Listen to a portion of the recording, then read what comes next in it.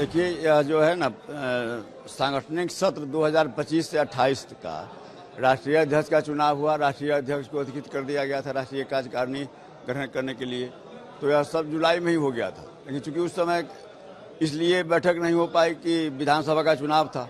अब विधानसभा का चुनाव संपन्न हो गया है, तो इसलिए आज जो है बैठक बुलाई गई है। अब इसमें प्रदेश के सभी प्रदेशों के अध्यक्ष भी हैं और विधायक, विधान पार्षद, सांसद, इन लोगों को भी सब लोगों को आमंत्रित किया गया है। विशेष आमंत्रित के रूप में है उसमें राष्ट्रीय कार्यकारिणी में। तेजस्वी जी को कार्यकारी अध्यक्ष बनाने की चर्चा हो रही है, क्या मतलब ये प्रस्ताव भी आ सकता है? देखिए, अभी तो अब प्रस्ताव बैठक में अगर कुछ ढंग से प्रस्ताव आता है तो यह तो स्वाभाविक है कि राष्ट्रीय अध्यक्ष अस्वस्थ हैं। लोगों की इच्छा है कि हाँ, और राष्ट्रीय अध्यक्ष भी जो हैं सो उतना अब उनको बैठने में कठिनाई है।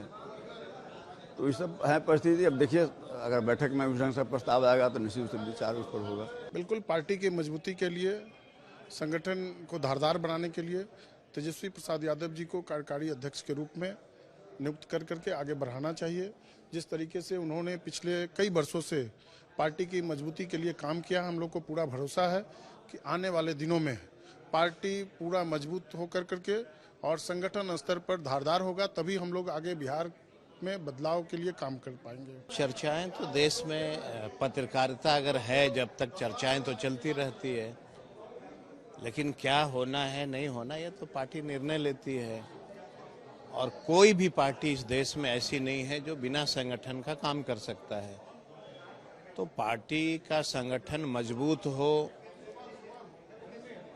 लोकतंत्र को कैसे बचाया जाए इसकी तो चर्चाएं करनी पड़ेगी ना।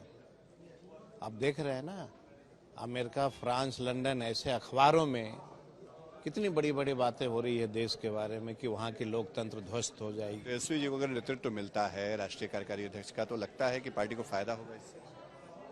नेतृत्व कौन करता है? वही तो करते ही है ना।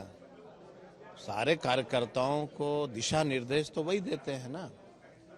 और पार्टी का निर्णय है, आज बैठक होगी, समीक्षा होगी और ये लोगों की बात सुनी जाएगी कि आखिर हमारी हार जो है वो कैसे हुई।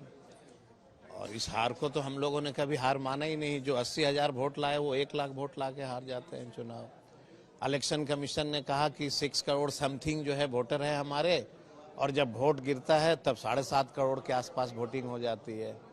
ये बड़ी चिंता का विषय है देश के लिए, बिहार के लिए।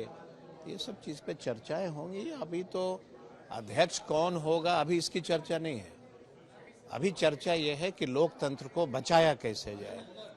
तो मुझे लगता है कि एक न एक दिन इस देश में बहुत बड़ी आंदोलन की शुरुआत होने का संकेत लगता है कि मुझे इस बैठक से मिलेगी।